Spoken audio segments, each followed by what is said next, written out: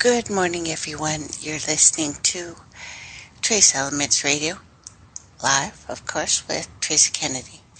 And we are on Studio A, Revolution Radio, and, of course, same as usual, Trace Elements Radio. I don't know what's going on with all the sirens out there. I may have to turn on some music for you and go shut those windows. Anyway, we've got a lot going on. Trying to decide how to deal with some of the stuff for you. I guess we start here in Canada. But this is a similar thing going worldwide. We are seeing the escalation of disasters, water, airborne, even a rise in suicides. And this isn't just in one place, this is worldwide. I guess what brought this up in my mind today, first off, anyway, was that there's this place in India that you might not have heard of. A region called Kargan that has reported 381 suicides in the past year. It's stuck in an odd clash between superstition and science. People are saying there's something, a very dark epidemic. And actually this very dark epidemic is sweeping across India. They're calling it demons. I would have to agree. The lords of the air, no matter what you call it or how you call it, airborne things are attacking us. Now, we realize there's not just one problem on this planet. We have nanotechnology being used right now in our food, and I have a link to that on the page.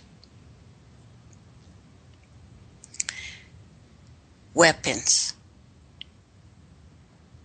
Not just of mass destruction, of course, which we know. Because one of the first things humans did from the time we could make little laser things with our fingers as kids, we have become killing machines. You know, and both the military and the police are always looking for new ways to take down an opponent. We know this. They say non-lethally, of course, because they don't want to have a pile of bodies everywhere, but partly because interrogating a corpse is notoriously difficult. And mostly, again, huge piles of dead bodies doesn't look good on the evening news. Wouldn't it be great if all of those racist cops shooting black kids to death could have their guns replaced by something, I don't know, non-lethal? I mean, it'd be better if there weren't racist cops in the first place. But we can't have everything, can we? There is a system called the active denial system. Seriously, interesting name, but I did not make it up. Now, because when it is fired in your direction, what it denies you is the ability not to cook like popcorn in a microwave. The ADS, I kid you not, uses directed energy to heat the surface of an area of, well, anything in its targeted range. Whether it's a fried egg, a minute steak, a human being's skin. So I have a list. I have several lists, and once I've told you about 5 mysterious diseases that I've talked about with U.S. military experiments, especially used in the Gulf War. There are high-powered sound waves to control and attack people. This technology has come a long way since the 1990s. There are weapons out there right now, not science fiction, but science fact. Provable weapons that can reduce human beings into a blubbering, defecating mess quicker than an Oscar winner's acceptance speech. Now, if you're going to recruit one of the X-Men to help your military cause, you could do far worse than Storm. Not only is she capable of controlling the weather, she's also really pretty. We know this. But sadly for humanity, there is a real-life laser-induced plasma channel. It's just as destructive, nowhere near as hot or pretty to look at, especially if you're at the end. If you're a first-person shooter fan, there's nothing better than hitting a kill streak, which grants you an airstrike. And you can flatten 5 out of the enemy's guys and probably a few of your own in one fell swoop within minutes of calling it in. But real live airstrikes don't work that fast, at least that they're telling us. You may have heard of the movie Judge Dredd, but that name doesn't belong just to a movie anymore, because you are nowhere near as scary as the Dredd gun. This is a centrifugal gun, first developed by Charles St. George, 2006. It's been in development ever since. Now, rather than using gunpowder, which is, passé, this weapon works by firing projectiles using a centrifugal force. And in the case of the Dredd gun, that force is pretty darn spectacular. So I'm going to play you a little something. 7 super secret weapons that we know exist right now. It will help me do what I'm trying to do with you today. So sit back, relax. It's only 10 minutes. But as super secret weapons go, these are all undeniable and true. And, well, we'll talk about it when we get back. Ever since man first pretended his arm was a laser gun capable of burning his best friend to death in the playground, humanity has sought to develop new and sexy ways of killing each other. Whether through fire, chemicals, magnets, or just a good old-fashioned beating, we humans love nothing more than murdering our fellow meat sacks. And we're starting to get bored of regular guns and regular bullets. Which is why our world's top evil geniuses are currently devising more spectacular and gruesome ways to turn our fragile bags of flesh into a grease spot on the ground. For example, have you heard of the weapon that can manipulate lightning? How about the tank you'll never see coming? And did you know there's a laser capable of blistering your face off from over 2 kilometers away? Well, you do now. So without further ado, here's our list of 7 super weapons that actually exist.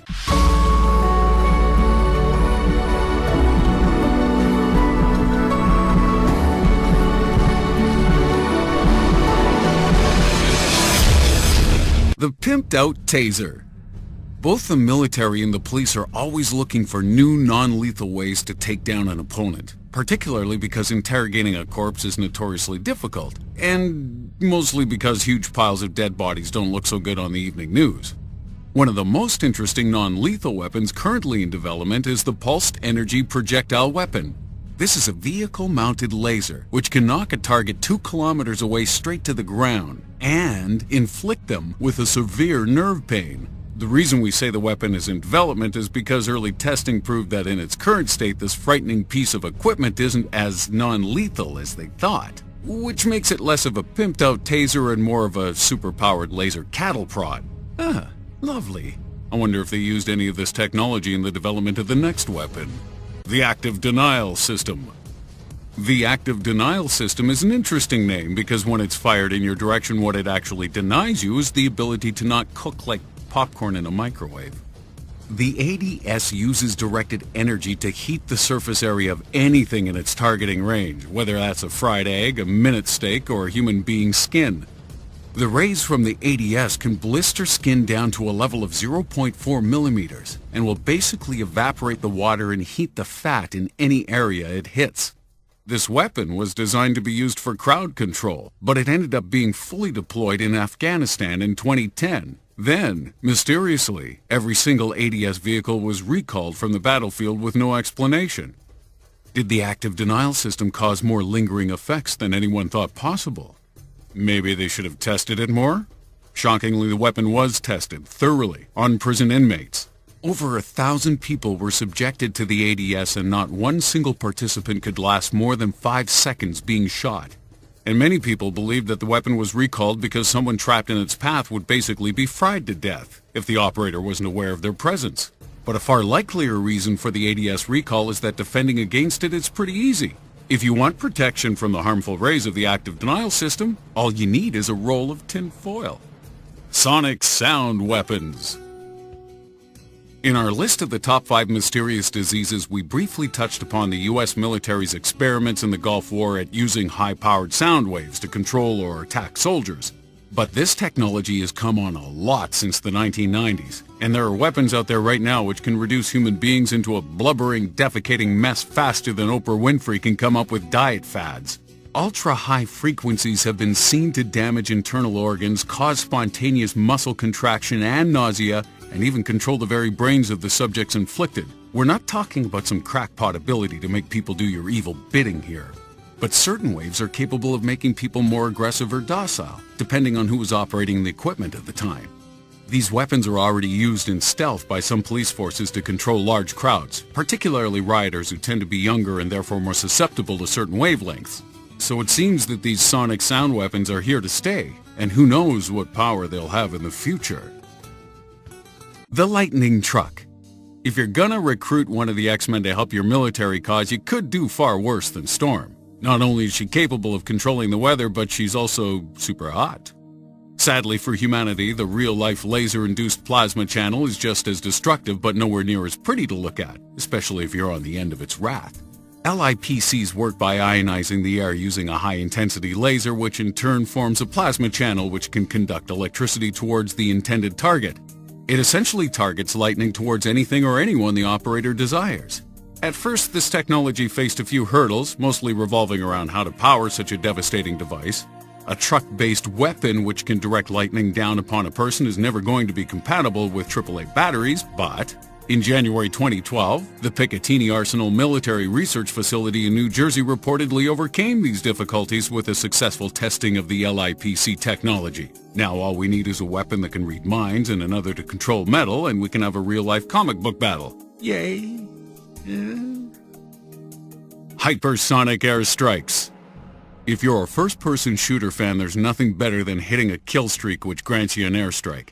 You can flatten 5 of the enemy's guys and probably a few of your own in one fell swoop within moments of calling it in. But in real life, airstrikes don't work that fast. At least, not yet. A program called Prompt Global Strike is currently developing airstrikes with hypersonic capability. Whereas present-day drones and bombers need preparation time measured in days to respond to a threat, these weapons will be able to hit their target in under an hour.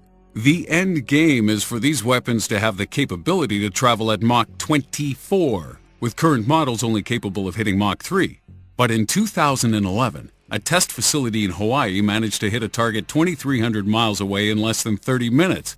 And that's 5 years ago. So how fast are these hypersonic airstrikes today? The Dread Gun.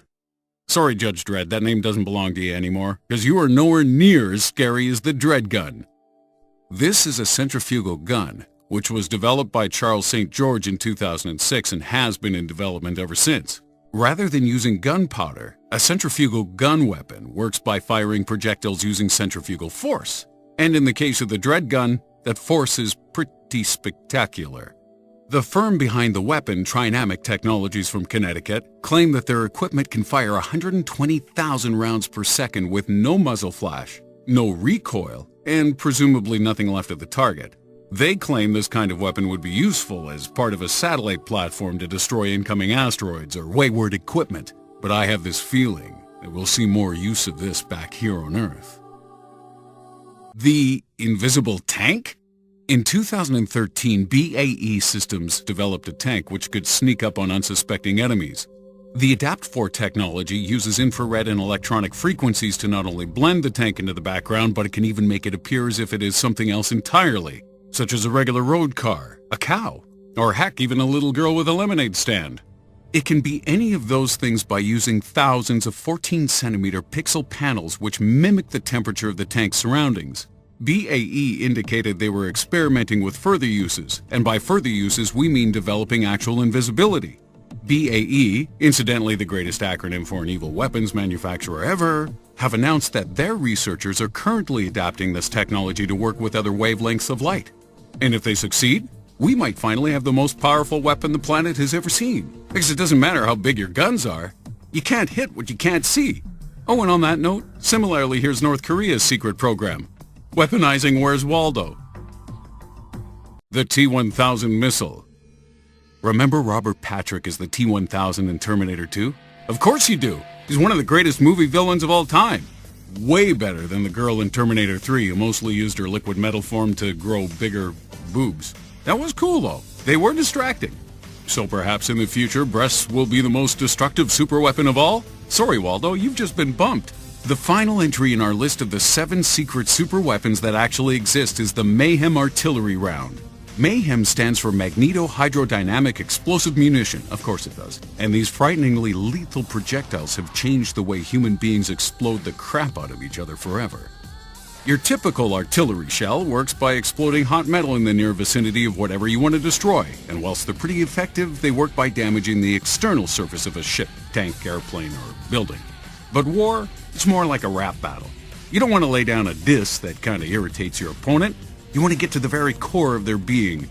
In terms of combat, you want a projectile which can bore its way to the middle of a structure or vehicle and then explode the ever-loving bejesus out of it. And that's precisely what the Mayhem shell does. The Mayhem warheads each contain a magnetic force generator and a liquid metal core. And when the shell hits its target, this generator powers up and heats the liquid core to make it malleable. The core then transforms into a spear shape, which enables the shell to travel further inside its target before unleashing almighty hell on whatever or whomever is inside. This is definitely not something you want to be in the way of when it's hurling in your direction. Not that walking into the path of an everyday regular shell would be any less painful, just less dramatic. Well, the reason I bring this up, and you're probably wondering, I'm not feeling very well. And this one is really sudden. I know I've been struggling with some stuff, but suddenly I'm having problems walking. Now, we have explosions and fire quite literally going on around the world right now. Pretty horrific epidemics. And if you thought this Prince story was veiled in secrecy before, it just became murkier and way more bizarre. It's not only a deep rabbit hole, this entire Prince thing has become a hellhole. And the Wizard of Oz story I tried to get into with you, and I'm sorry about not doing the extra show. I'm not able to.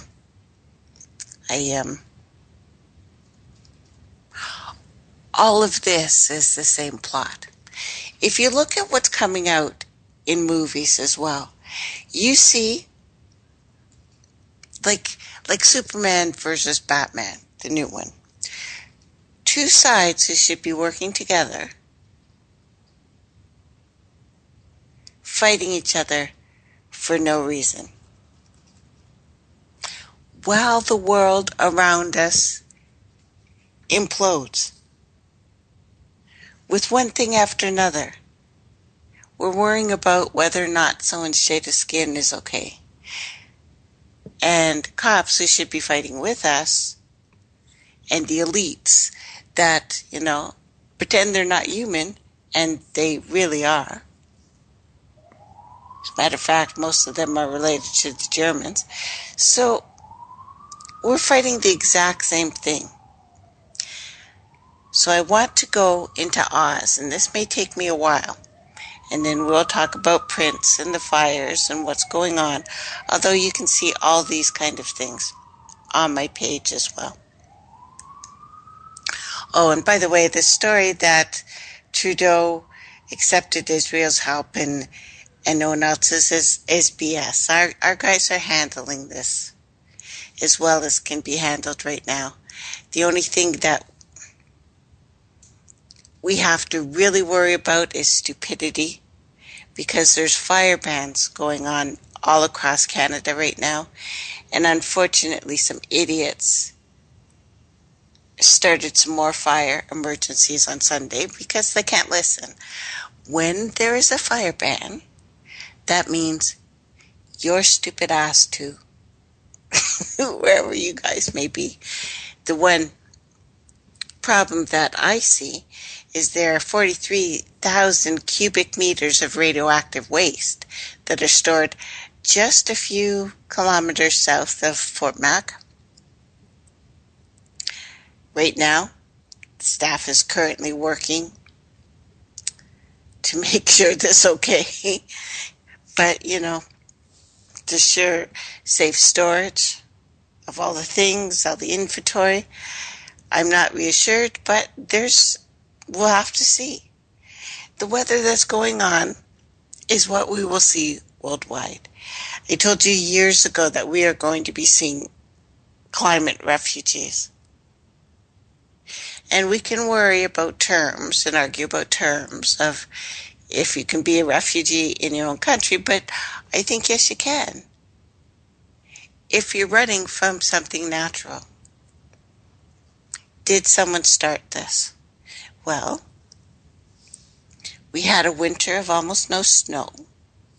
We had a horrific El Nino that I told you was going to be impacting this season. When you have no snow, you have no moisture. You have no moisture in the ground. These things are ready to go. And then you have what I like to call idiots who don't listen. Yes, we have greed, corporate greed. Looks like they're getting ready to rape this planet to the last friggin' breath. And was Fort McMurray caused by humans? Could have been, because people don't hear and don't want to see what's going on. Even people who are right in an area that has absolutely been destroyed by corporate greed. I've told you about Alberta. It already looks like a scene from an apocalypse movie. Land that used to be beautiful, pristine, untouched, completely devastated, so guys can take our oil, by the way, and send it to other countries.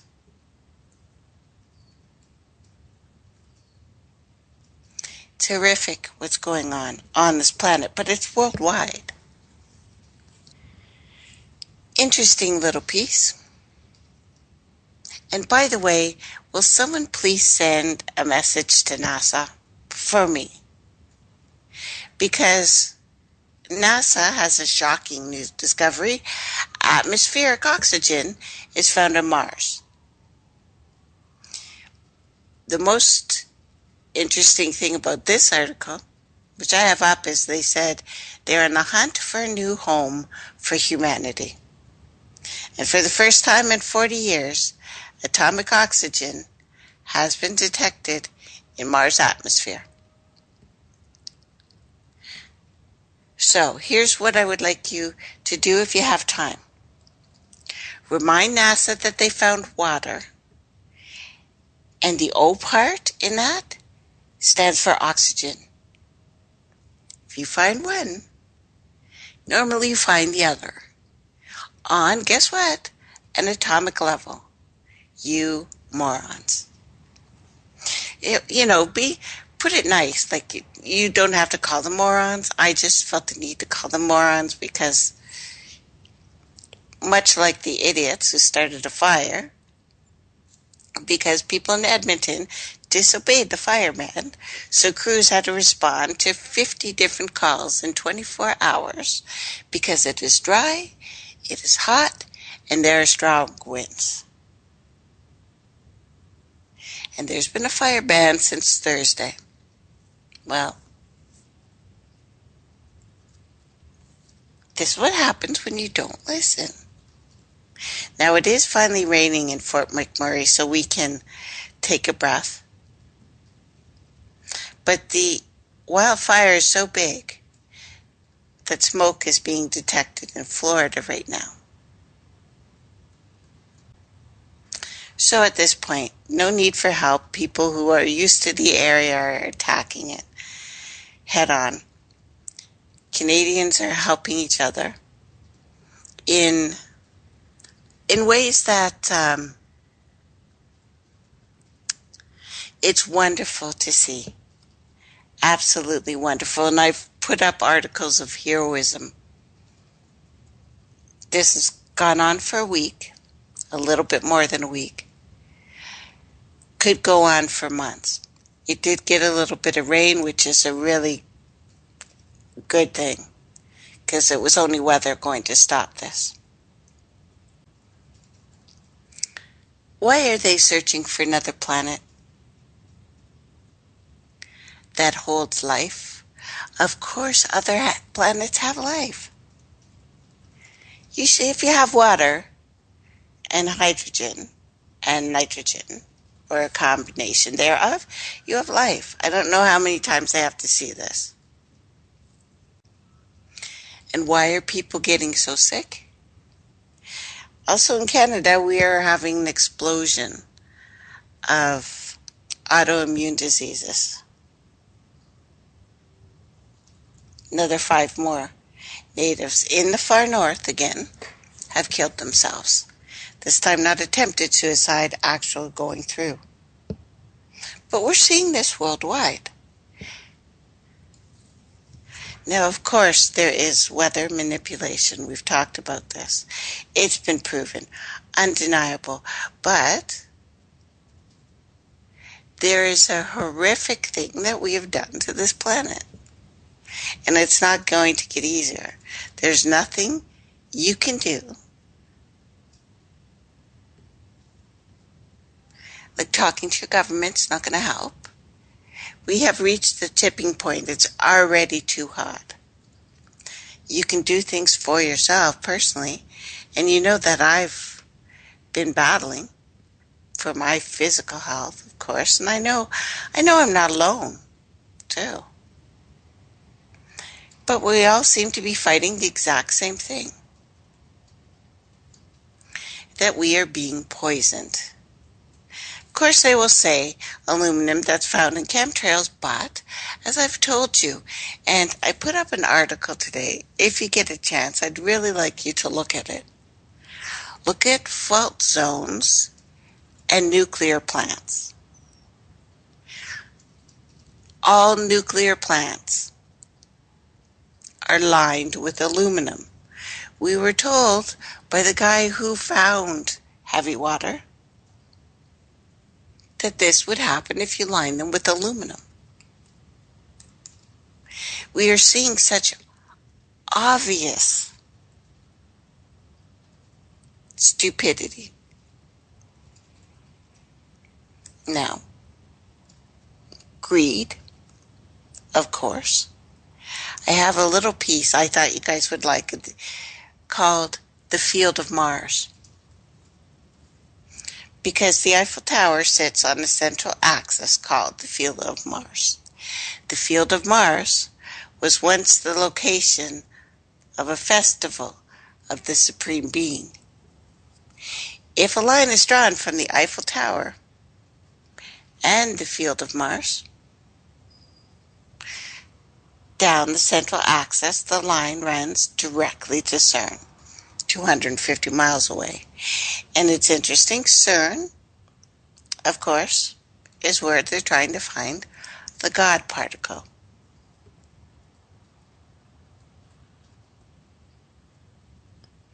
It's all part of a cult. And if you make a comparison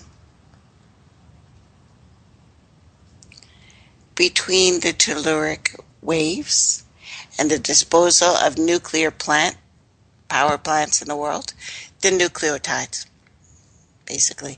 These paths underground connect to these power stations. Are they an office of a passage or a Stargate? Does it increase the Gregors? A demon, basically. That's what I'm saying. Yeah, we're being attacked by friggin' demons, the demons of the air. Now, CERN in Switzerland right now looks like the master of this piece, this network. It is diabolical.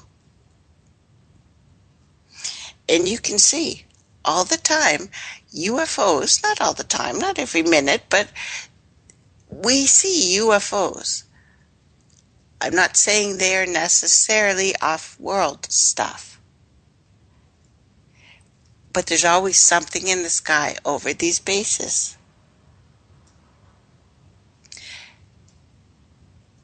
Passages, frequency. Nuclear disasters are usually due to these frequencies, and perhaps an improper use of this specific network, because the energy is very special on this planet. Plasma is very special. It is inside our cells. So,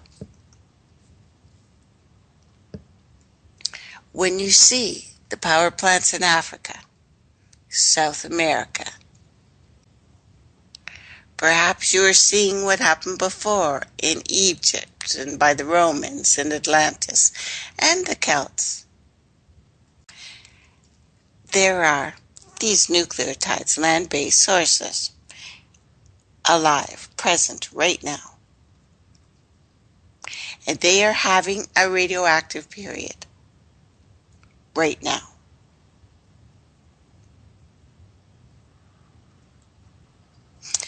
And after a long period, these have become affected.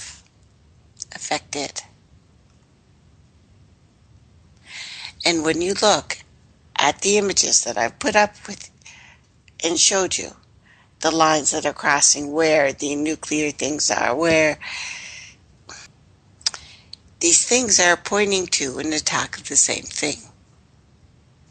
An attack of the same God, perhaps. So, what time is it? Okay, I'm going to move on. Any of these topics could take me a very, very long time.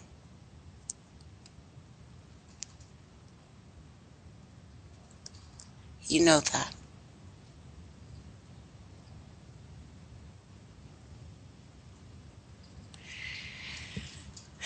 But talking about we are being attacked by absolutely everything on this planet. No wonder most of us are sick and tired. If we were not sick and tired, we'd be at work right now, wouldn't we? The majority of us. And I'm not saying it to judge or anything, but I'm just saying it's very interesting that so many of us feel like this, tired, sick. Now for us, now go over a little bit of what we've done before. The history behind The Wizard of Oz is programming, like our movies, like our television, like the idiots running for office right now, like people who are too stupid to see a horrific fire in Canada right next to them and still think it's okay to light fire because we have some dry wood in the backyard. suggests, anyway, that the Wizard of Oz has had an important part in the occult world all along.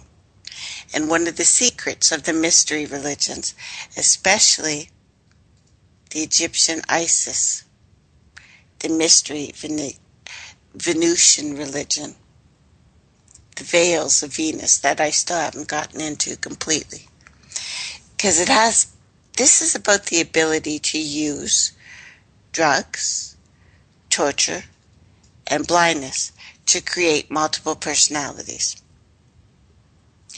Even the word Oz is known to have been used by its author as an abbreviation for Osiris. Monarch victims, like Prince, have the golden penis of Osiris placed into them. The Grimm brothers, Kabbalistic Jews, gathered the folk stories together, and those stories were bloody when they were older. Their stories are full of spells and trances and drugs. Sleeping Beauty is put to sleep, and the trigger to wake her is a kiss on the lips. These are serious hints at the occult world, that it didn't stop programming people with dissociative states and triggers. And when the ancient Egyptian empires fell, this was continued because it worked. This is a path of the dead. How to make a zombie, if you like. Now, instead of using modern lingo like hypnotize, they would say cast a spell. Freemasonry, the right worshipful master would charge, which is still hypnotize, which is still cast a spell on an initiate. Now, the occultist Baum, a member of the Theosophical Society, was inspired by a spirit who gave him a magical key to write the Wizard of Oz book, which came out in 1900. The book's story, full of satanic activity, full of satanic thinking. The story was chosen in the late 1940s to be the basis for all Illuminati intelligence communities' trauma-based mind control, specifically that programming. As a way of enhancing an effect of programming, monarch slaves are conditioned to place trigger items into their lives. When it was made a movie, Judy Garland, who had lived a life touched by occult world's abuse, like Prince has, like several of his brothers have,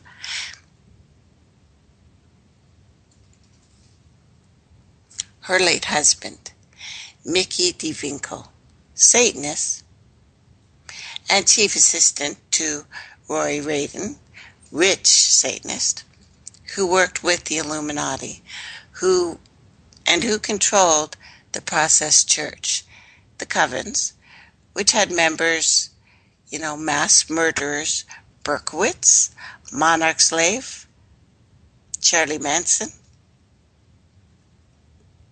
And I know some people were taken aback when I said that he was a monarch slave, but you can't fool me. Not with that sort of thing. I know someone who's pretending to be dominant and is not.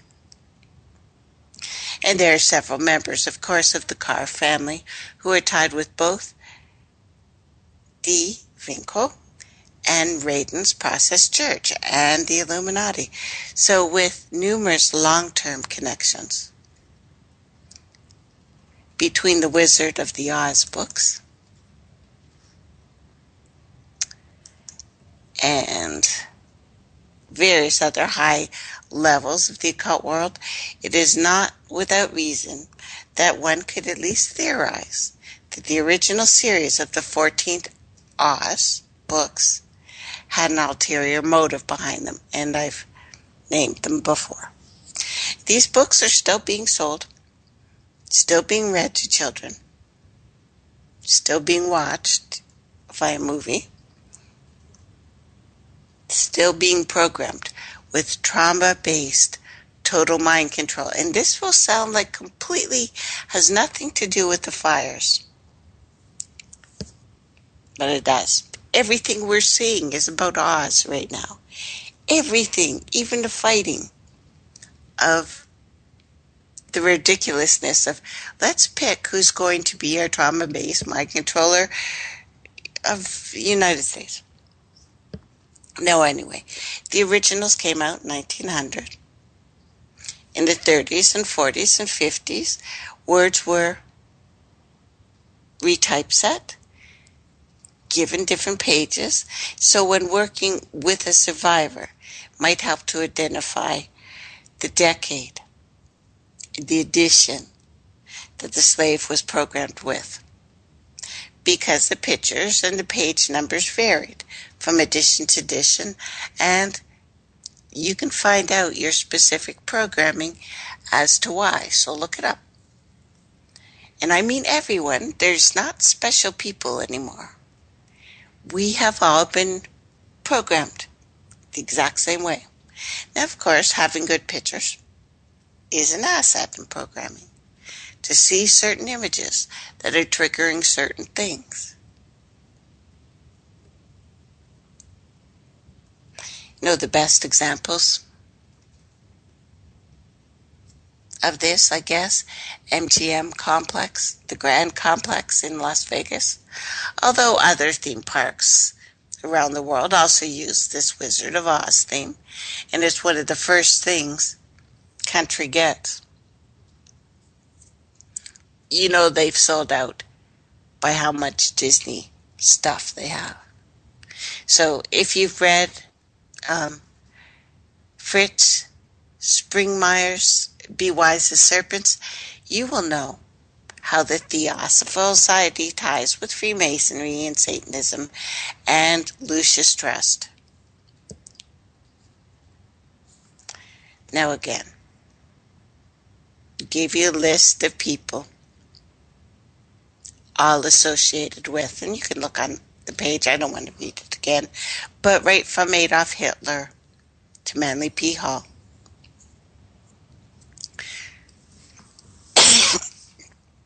Sorry guys, one sec. High Druid Council member. And I know you'll find things telling you that he was given this title because of his work. True and not true. Illuminati Theta programmer. For sure. Now, Frank Baum is the man who wrote the book Wizard of Oz, member of the Theosophical Society. L. Frank Baum, and you know how they like to use the three. He lived in South Dakota, created the Wizard of Oz book as a theosophical fairy tale, incorporating ancient wisdom of the mystery religions. The books have so much material from inside the secret world that few who understand the Illuminati wonder if Baum was an insider. The moral of the book is that we must rely on ourselves, for we alone have the power to save ourselves. Not too dark, really, but this is part of the original story that we've been told about Satan in the garden. Although, it's ridiculous. It's ridiculous on so many levels. The garden is because we breathe in, because the trees are breathing out. That's it. But their idea of Satan is simply dressed up as the same original lie.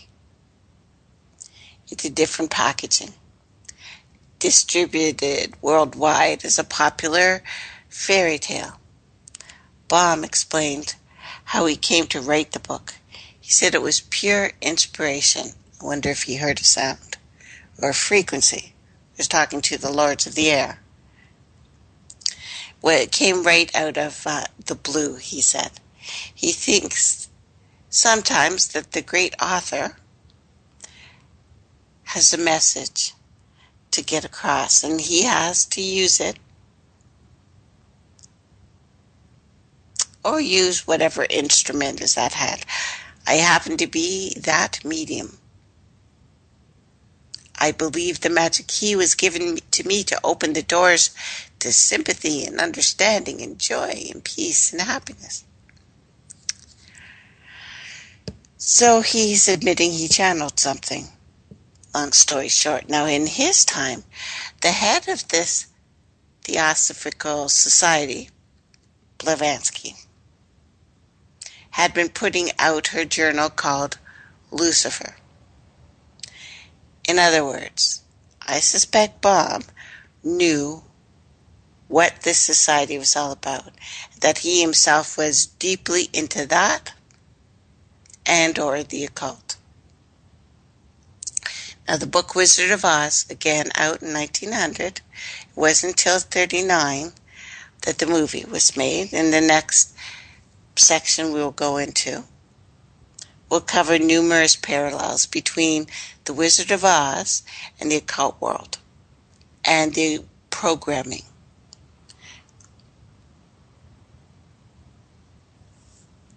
For those who are unfamiliar with the occult world, buckle up. Now I realize some parallels might seem rather stretched. So when you see how many parallels there are, though, the occult nature of these books just sinks in. Authors could provide the reader with way more parallels between Satanism, Wizard of Oz book, but I believe the few that I go into will show you where I'm going with this. Now, NTM is Blavatsky.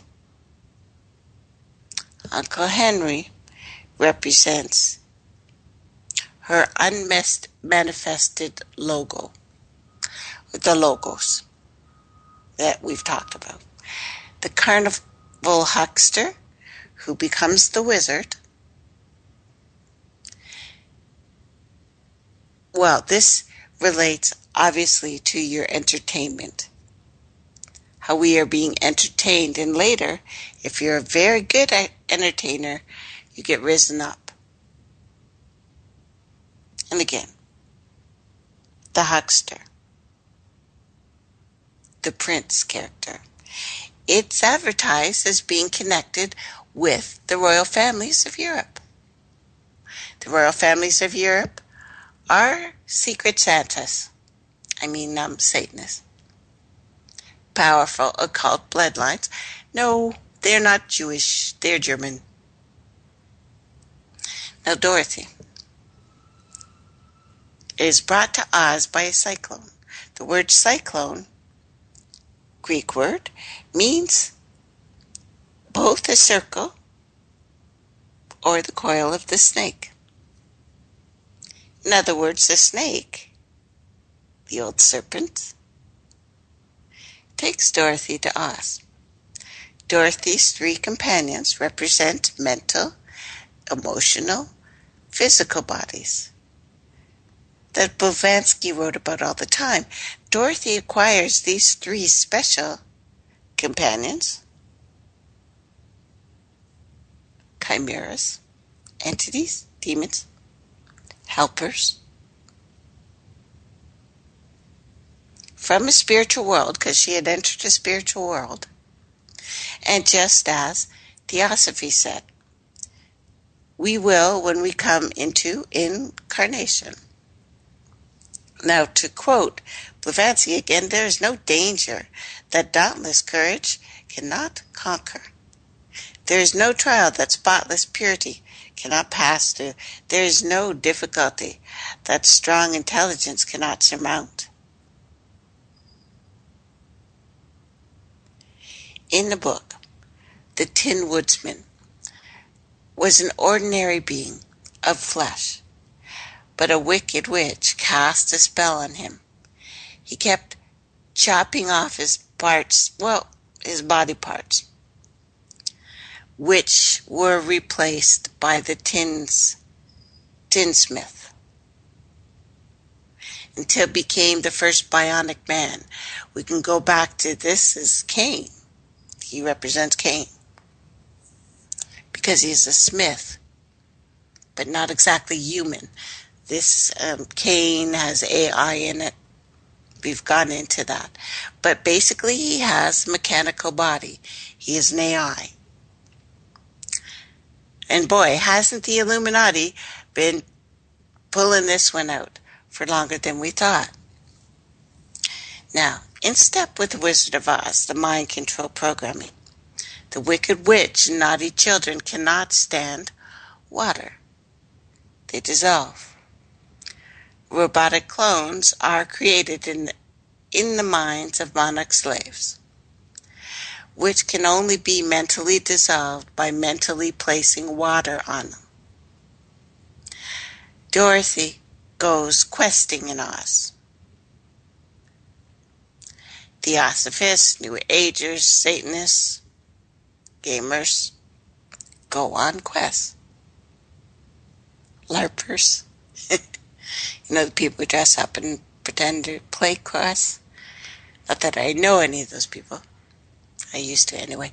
So Oz, shaped like a mandala with the Emerald City in the center, impassable barrier, four-sidedness, four symbolic colors, the circle and the center. The colors and the directions given in Oz may have many other symbolic meanings here in the occult. But for instance, Emerald City is green. Green is the fourth point of the Eastern Star, the girly Freemasonry. And Satan's color, the route that Dorothy follows in Oz, has the shape of a T. 3 points, defining an inverted triangle. The yellow brick road again suggests gold, the perfected metal. Gold is considered to be divine, source of wisdom by the Illuminati. And I'll continue with that in a couple minutes. Welcome back, everyone. You're listening to Trace Elements Radio, and we're off to see the wizard. So, we go through the mandala that looks like CERN. And then Blavatsky said, there is a road, steep and thorny, beset with perils of every kind, but yet a road, and it leads to the very heart of the universe. So, this is the cosmic womb. This is what CERN is. This is the road that I was talking to you about, connected by the nuclear facilities that are causing a frequency, that are bringing to us light and sound. This was the yellow brick road that Baum, Theosophist, sought to portray in his fairy tale. The book contains a great deal more perils and adventures on the road than the movie. The great teacher is fake, but Dorothy and her own companions have the abilities to help themselves if only they'd realize their own powers. With, again, the help of the Good Witch of the South, this is in line with the Theosophical Society, the Church of Satan, other occult groups. Their teachings that teach the individual has capacities within themselves to achieve everything.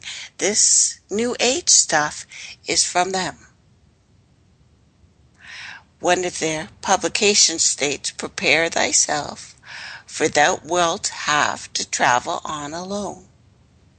The teacher can point the way. This is what most of the sciences, the occult works, the religions say this in a different way. That the teacher will point out the way. The student must go.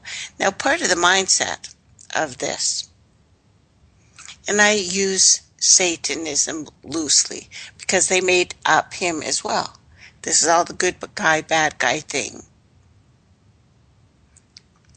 But this programming is that reality and fantasy need to become blurred. This blurring has been part of the brainwashing that has been given systematically to all the children on this planet. Within the monarch slaves, they have an incredibly difficult time to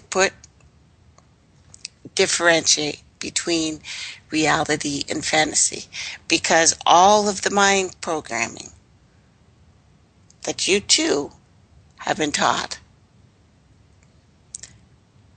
there are several techniques that will determine for the survivors if their memories are real. In the board game, which we've brought up a lot, Illuminati, put out by the people connected to the Illuminati, the game states, don't believe in any of this. It is all true. These are the type of double-blind, self-contradictory statements that are used. Slaves are programmed full of double blinds with this panache for blurring reality in mind. The next quote, where the president of this society admiringly describes the Wizard of Oz, he says part of Baum's joke is that things are never what they seem. Dorothy, portrayed as simple, harmless, cute little girl, but it's her that kills the wicked witches, both of the East and the West. The Scarecrow lacks brains, but he has all the ideas in the company. The Tin Man, the Woodman, seems to lack a heart, but he's full of sentiment, is always weeping. Cowardly Lion seems to be a coward, but he takes brave action whenever it's called for. The Wizard, great and powerful. Weak, simpering, a little bit cross-dressing pedophile-y. Now, Oz seems to be glorious, delightful land. Kansas, dry, gray, dull. But Oz is the world of illusion. Kansas was home. Things are not what they seem, not in Oz, and never in Kansas. So a very close relationship between Dorothy and her dog. Very subtle connection between these satanic cults and the use of familiars, especially a dog, and alludes to, well, God. Arcs and barks that we've talked about before. Now, you may remember an example written about how the Illuminati kingpin, Alfred I, DuPont's dog, Mummy, served as Alfred's spirit familiar. Animals are often used in ritual. This connection is very subtle, perhaps too subtle to be worthy of mention, except those in Satanism will see a significance, even though others won't, although we look to the first God. Again, we've talked about what he is, what that is. So what is trivial to one person may not be for the next. A slave, trained as a child, will be allowed to bond with a pet. the child will want to bond with a pet anyway because people are terrifying. So the pet is killed in some porn traumatization kind of thing. And this seems to happen frequently. And then there is the rainbow, which we've talked about. The 7 colors that are usually used, the 2 invisible colors, they don't talk about, of course. Secret colors, the black and white, have a long occult significance of being great spiritual hypnotic device. This is why Blavatsky was the one to set forth the 7 rays. It's from her. So, Constance Cumby, in her book, The Hidden Dangers of the Rainbow, exposes the New Age occult movement.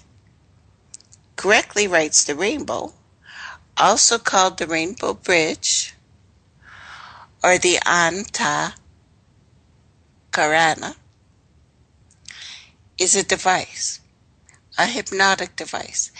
The Supreme Council of the 33rd Masonry has used the rainbow to cover their magazine. In the book Druidism, The 21 Lessons of Merlin, the rainbow is described as a true sign of magic. It exists in both worlds at once. So Elvira Glitch is a woman who owns one half of the county that Dorothy lives in, Kansas. She is shown later in the Land of Oz, transformed into a witch. Many of the Illuminati are rich. They lead double lives. People who meet them at a ritual will see the side of these rich people, another side. And at these rituals, people are tranced from drugs, chanting, mind control. They are at that point over the rainbow. And we'll talk about that ritual with Prince. We'll get to it. I guess not today. See, I need 12 hours. I'm not. Anyway, I'll go on. So, Professor Marvel uses a crystal ball which he claims was used by the priests of Isis, Osiris, part of the ancient Egyptian mystery religion, has been supplied to us. We don't know what those people really believed.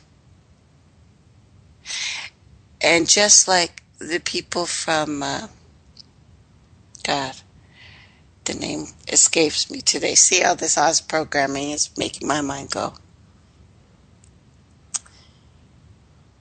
Nobody knows what you really believed. Not your people, not anyone's people, not 100 years ago. That has been wiped. We know there was something else because we can feel it. But this, again, is the modern Satanism. So Kansas is usually black and white. Oz is in color. Reality is displayed in witchcraft, Satanism. Make-believe is considered more colorful than reality, also as an escape from this world. Satanists use drugs to enhance their perceptions of color. Many of the Satanists are actually colorblind. Some of the famous writers took drugs themselves to be put into altered states of consciousness in order to release their creativity. Both good and bad witches in Oz carry a staff.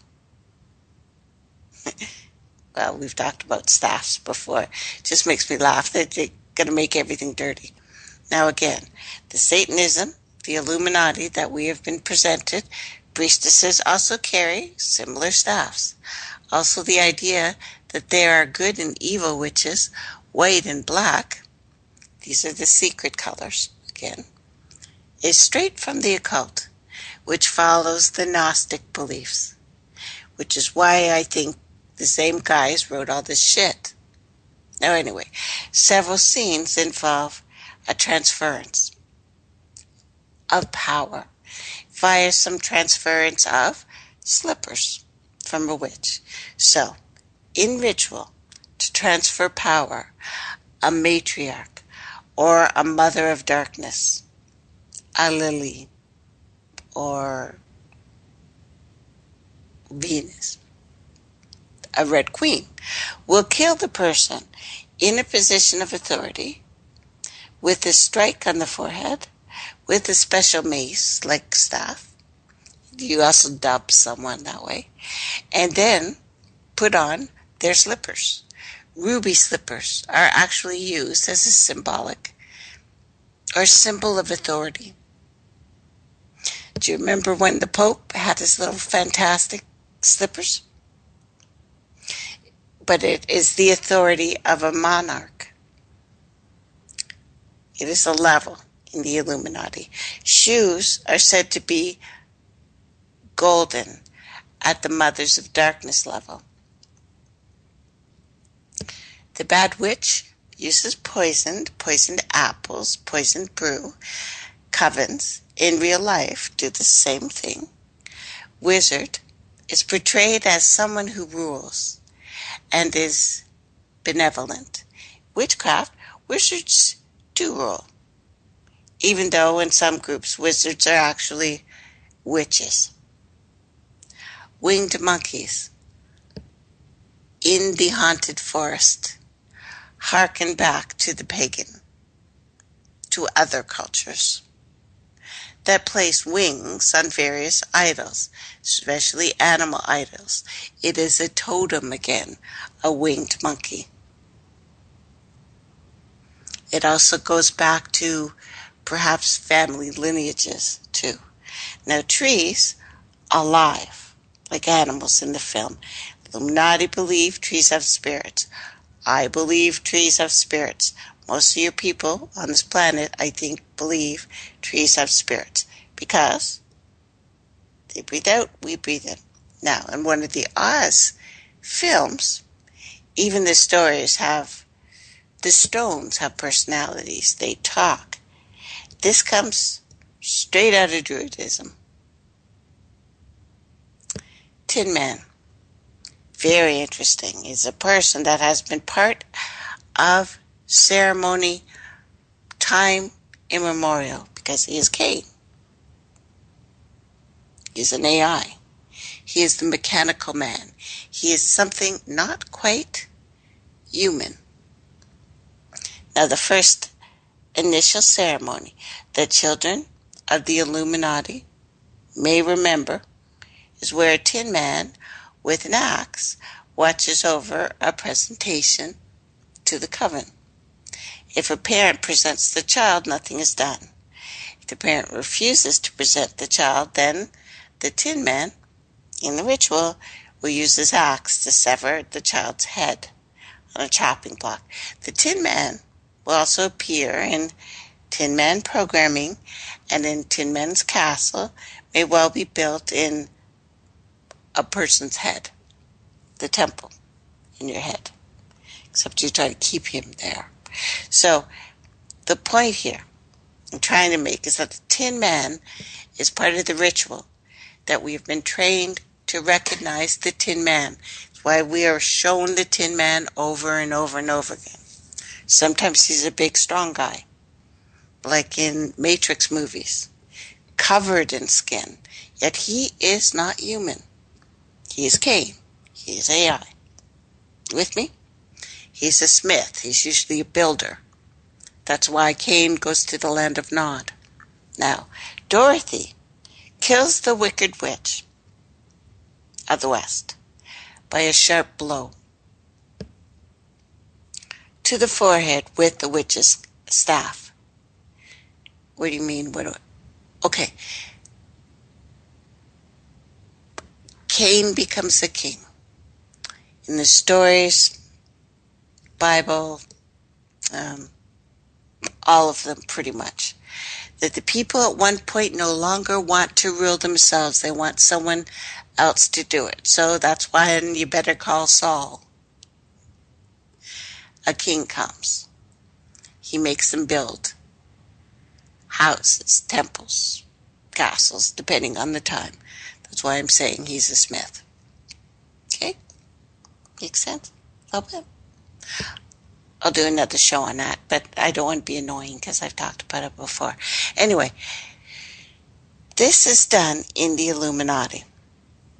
The sharp blow on the forehead. So when an elderly witch is being replaced. In both cases anyway, whether in a movie or in real life, the Illuminati, when a witch is killed, the people have a ceremony. It's very important. It goes to something that Prince did before he died. Bear with me, it's important.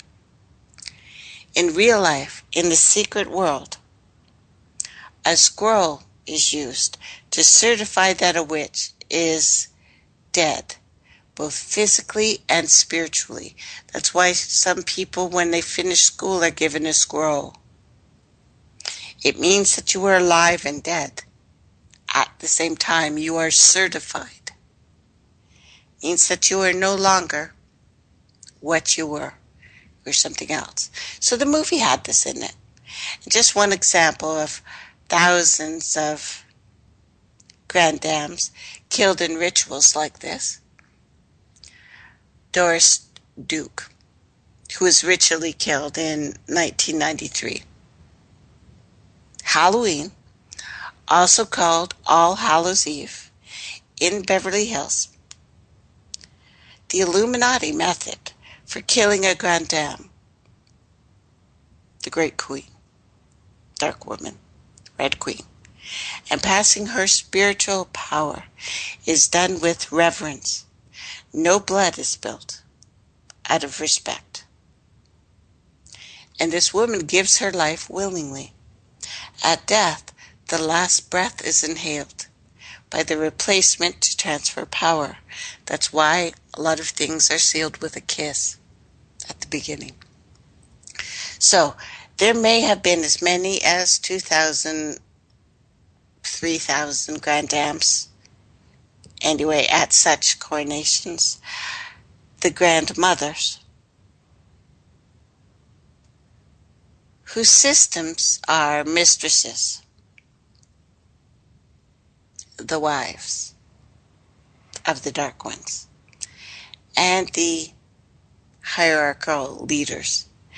The next rank, the granddames, are often veiled in ritual and would wear robes in different colored linings. Veiled because these queens are the unseen. You are not allowed to see them. We probably still have them now. Now, different colors of linings show different grades, just as we've talked about in the Illuminati rituals where they wear different gems, different colors, some are diamonds. You know what I mean? So a typical grandmother vestment or robe is black satin, a velvet dress draped with a draped neckline, ritual symbols down the center of the robe, and after some, like Doris Duke, willingly gave her life, the head is served on a platter, silver platter, at a banquet. 4 deeper altars of high-level slaves. This is part of their way of life. They are told it is their birthright, it is their heritage. This is why they are told they are special people, separate and aside from everyone else. Altars will not be able to identify with any kind of culture at large, any kind of people at large. And again, this is a symbolism of what we're seeing in the movies, that there are 2 kinds of people always fighting. One is rich, one is poor, but they are the same. We are the same on this planet, like it or not. Now anyway, this is to give up their programming, which means giving up their magical powers, because they are told again that they are special. And to give up what they have worked so hard for. to leave the world, and to leave anyway, would need to see something that they perceive as better. They are locked into their slavery to do their exposure only to secret Illuminati culture and their value system. We hear people, whistleblowers, that escape these systems. I'm going to say that most of the people we hear have escaped absolutely have not escaped because they kill you. How many times we have to see that in a year? You step out of line, they are done with you. That's it. You're done. You're not going to get on little radio stations or programs like mine and say, yeah, I was Illuminati high level. No, you weren't. Fibber. So anyway, because of their dissociation with the rest of their own systems of altars, they don't even know what they've done. They don't perceive a need to change their lives any more than a bushman would be able to feel the need to wear shoes. And why would they want shoes anyway? If he's gotten along without shoes all of this time. So why should a high-level slave want change when they have gotten along fine without it? Experience shows during deprogramming, most of the lower-level alters will want to escape their abuse. The higher-level ones, the deep ones, are so separated from the abuse that some can't give it up or they can't recognize it's happening. So throughout the movie, scrolls are used over and over again. And they continue to use scrolls for their ritual functions. This means you are a higher level slave, basically.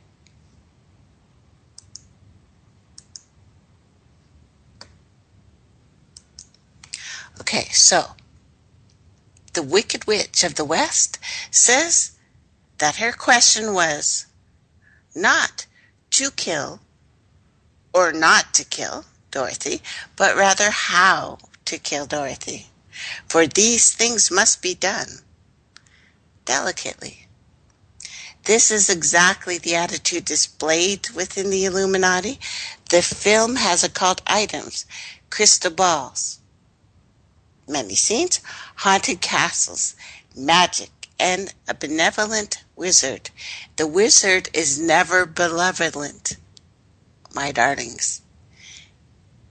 And at one point, the lion says, I do believe in spooks, ghosts. I do. Today, intelligence agents are called what? Spooks. The lion, Tin Man, Dorothy, Scarecrow must prove themselves worthy to receive benevolence from Oz. The occult is full of rituals where the participant must prove himself worthy. The phrase, seeds of learning. This is for Illuminati ceremonies.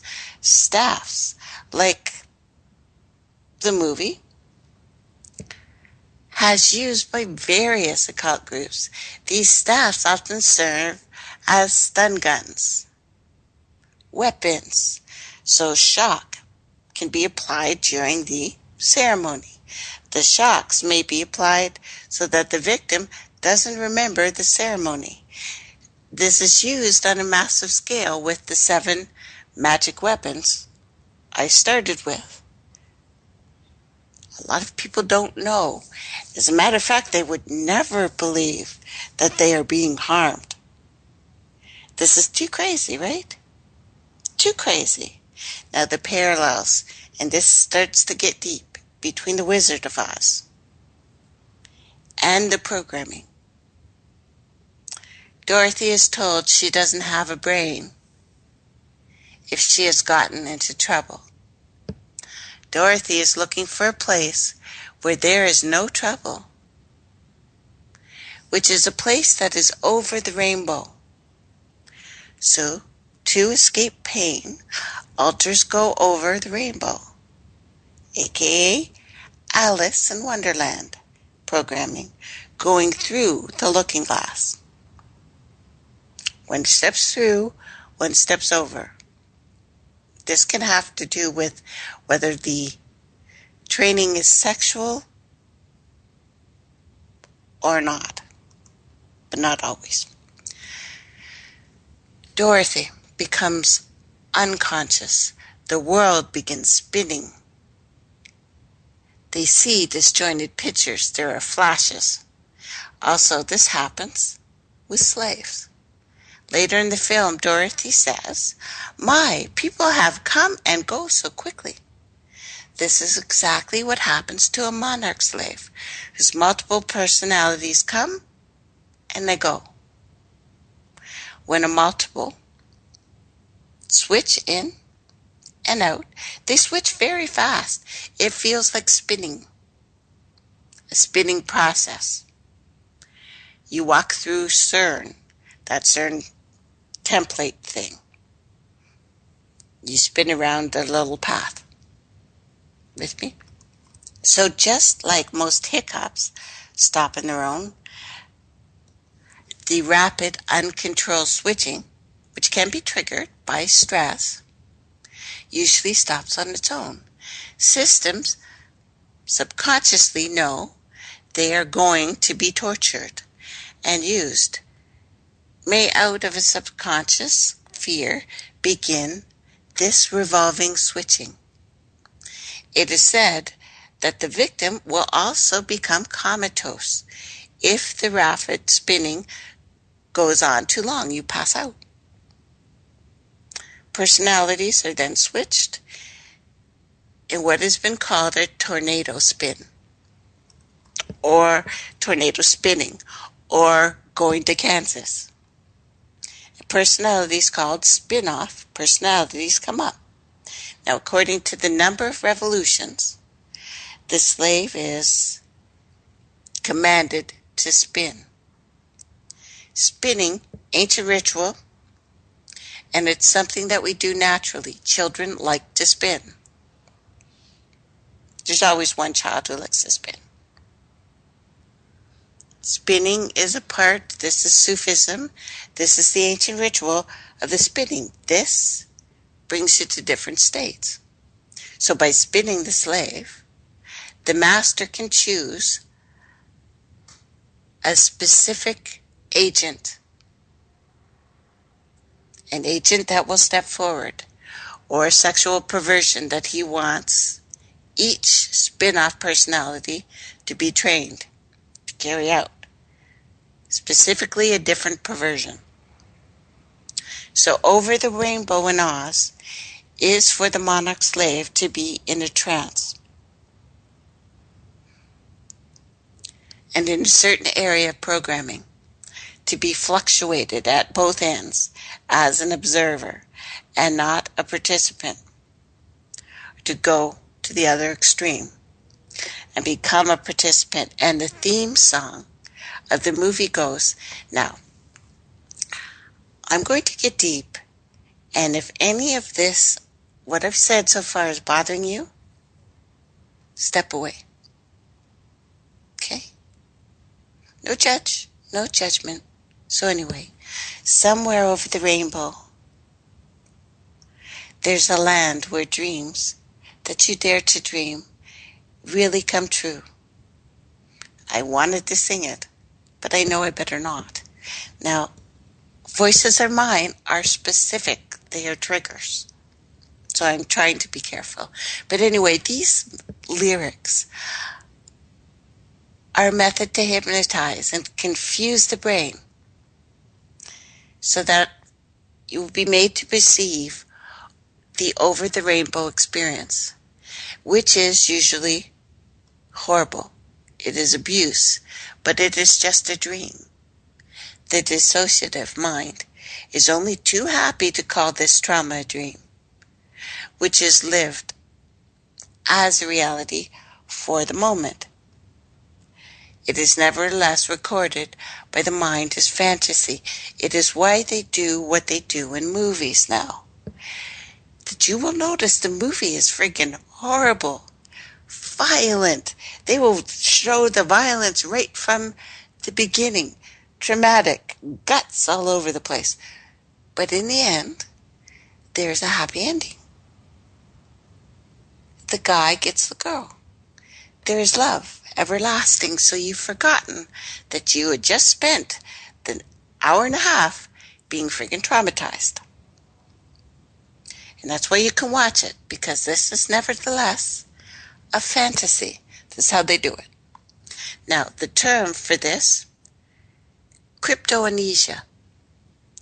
It means a process where the proper functioning of memory is hypnotically messed up, intermingled, twined. That's why they use twins. So the slave's internal world becomes a reality. External world becomes the land of Oz, which is perceived as a make-believe. Dwarfs. Used in the internal programming. Hollywood hired a large number of them for the movie cast. There were all kinds of stories that there were like weird sex ritual things going on. The Munchkins in the movie. Mengele, known as programmer Dr. Green, was especially interested in experimenting traumas on dwarfs. Seriously. For bona fides and recognition symbols, monarch slaves wear diamonds to signify that they are presidential models. Rubies to signify their Oz programming for prostitution, males and females. Emeralds to signify their programming to do drugs, to do drug business, to sell. Rings are used to signify what activity the slave is doing, what rank or level that they are in the cult. Monarch slaves are taught to follow the yellow brick road. No matter what fearful things lie ahead, the slave must follow the yellow brick road, which is set out before you by your master. For some slaves used as track stars, their yellow brick road was the track that they had to run. Yellow brick road is the runway in which alters are trained to fly off, to exit their internal world, and take the body. The yellow brick road also pertains to the assignment that altar is given. Now go back to the movie that I had told you about. It's cartoony. Do you remember the Matrix one, where that guy is a track star and he runs straight out of the Matrix? Very interesting. You need to watch that one. But anyway, you follow the yellow brick road, go down the road that has been assigned by command, and you will run until you die. The yellow brick road programming is placed in the mind of a child via the yellow brick road of the Wizard of Oz. Remember the key words. Follow the yellow brick road. To get someone onto the yellow brick road, what do? You know the access code, and you get them there through the poppy field.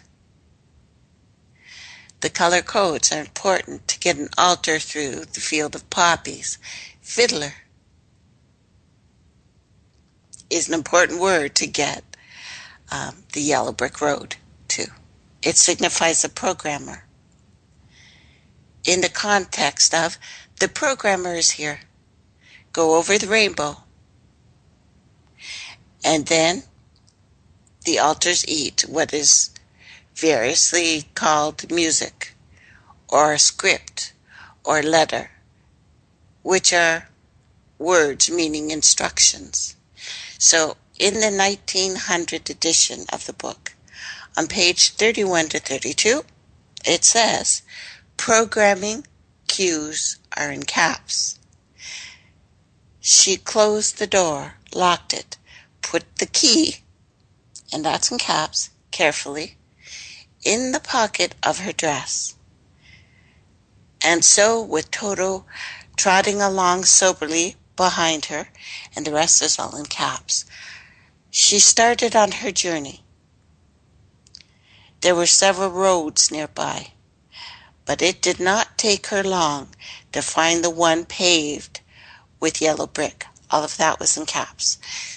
Within a short time, she was walking briskly towards the next is in caps, Emerald City, her silver shoes, all of that is in caps, tinkling merrily on the hard, and that was small, the next part, caps, yellow roadbed. The sun shone, those are small, the next one are in caps, bright, and the birds sang sweet. Next, small. And Dorothy did not feel nearly as bad as you might think a little girl would who had, next in caps, suddenly whisked away from her own country and sat down in the midst of a strange land. Next, small. The houses of the Munchkins were odd-looking dwellings. Next, all were painted blue. Next couple words are small. For in this country of the caps, East blue, the favorite color. 5 little fiddlers played as loudly as possible, and the people were laughing and singing. Then small, while a big table nearly was loaded with caps, delicious fruits. That's the program, by the way, delicious fruits.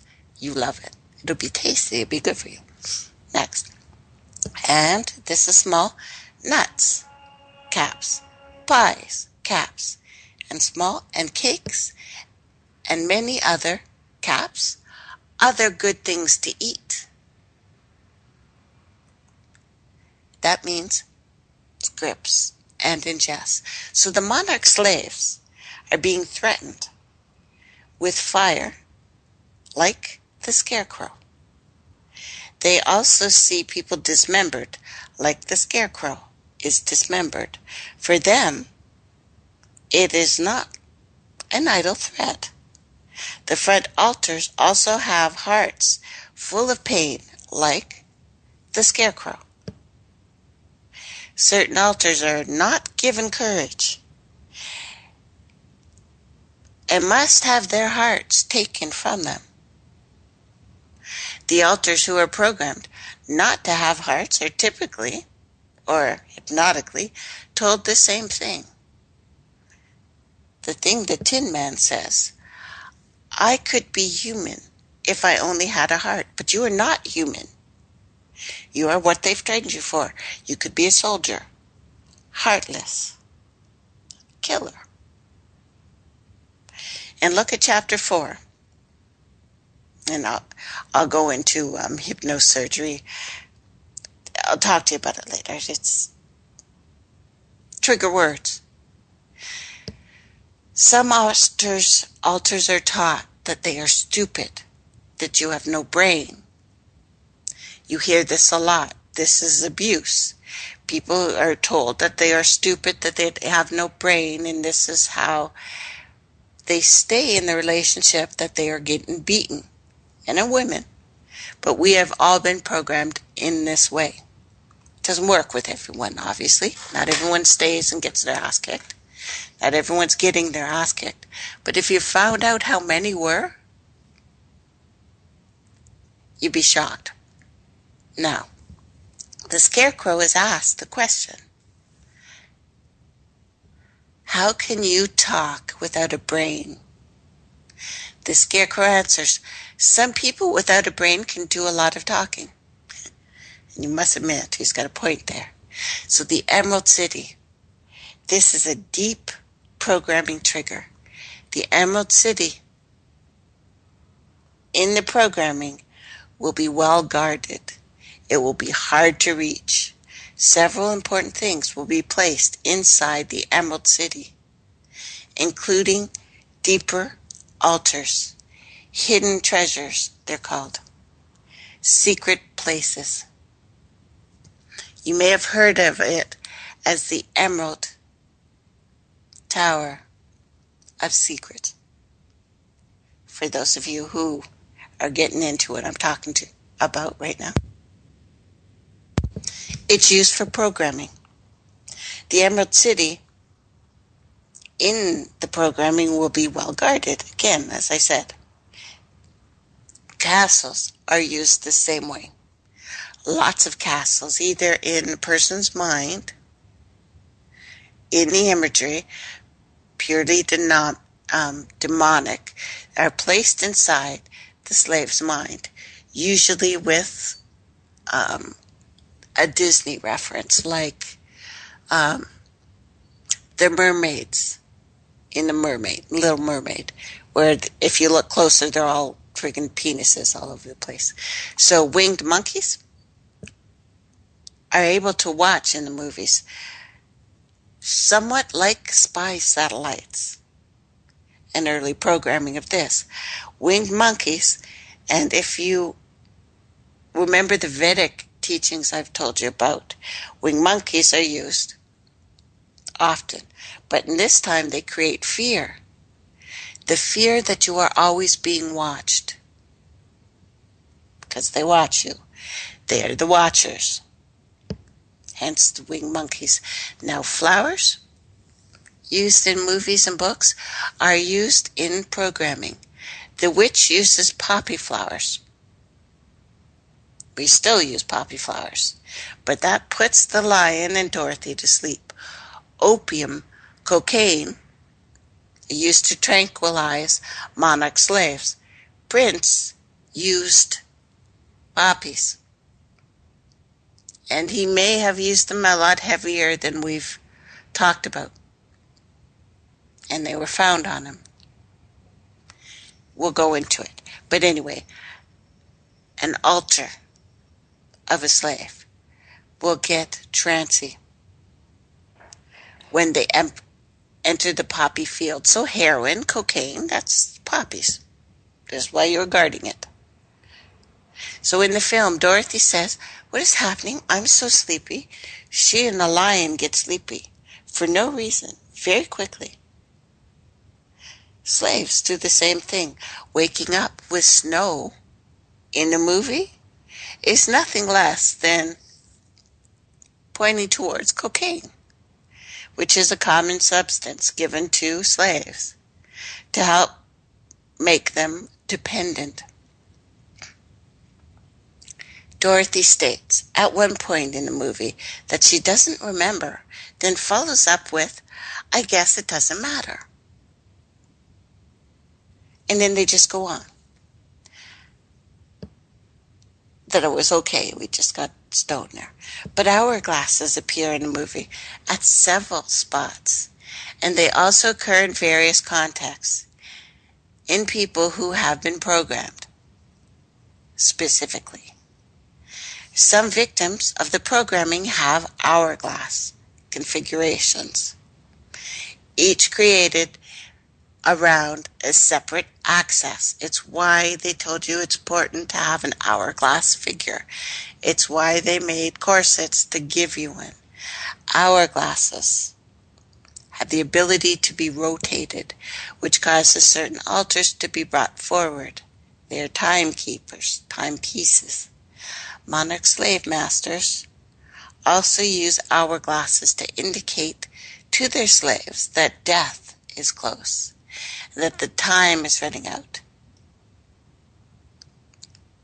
This is the way the wicked witch used an hourglass on Dorothy, who happens to be saved just as the hourglass runs out. Slave masters actually have large hourglasses, sometimes 3 feet high, like the movie. In Kathy O'Brien's autobiography of her life as a monarch slave in Transformation of America, she has a photograph of Cheney's hourglass on his desk with him seated. This hourglass was used to threaten her as a slave. Time is running out, right?